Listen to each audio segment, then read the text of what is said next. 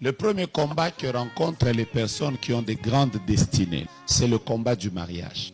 Même vous qui êtes mariés, même vous qui êtes célibataire, prenez suffisamment de temps quand vous savez que vous avez une grande destinée, priez beaucoup pour le domaine de votre mariage.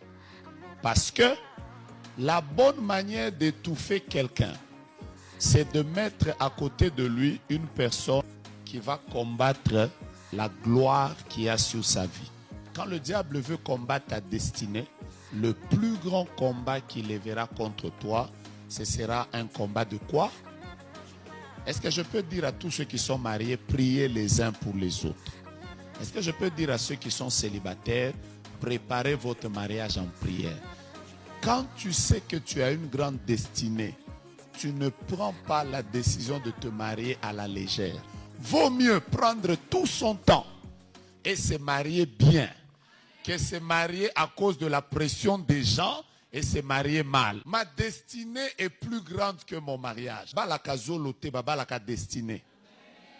Il faut être capable dans la vie de savoir que si telle personne entre dans ma vie, qu'est-ce qu'elle va amener de plus qui va me permettre d'accomplir ce que je dois accomplir? Tu as tellement de grandes choses à faire. On marie les hommes, tu es sûr que si celui-ci entre dans ma vie va faire poup. Remarquez que la plupart des gens qui ont des grandes destinées, ils ont commencé à réussir quand ils se sont bien mariés.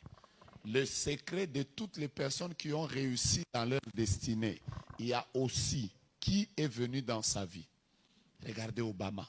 Une femme, vous avez senti qu'elle est venue dans sa vie pour la booster. Il n'y a pas que les femmes qui viennent booster.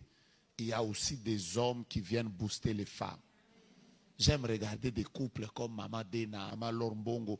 Vous sentez que l'homme accepte que ma femme a une chose et je peux aussi booster ça. Je vous dis la vérité, il y a beaucoup de personnes ici qui sont déjà mariées qui regrettent. Ils ne vous diront jamais ça.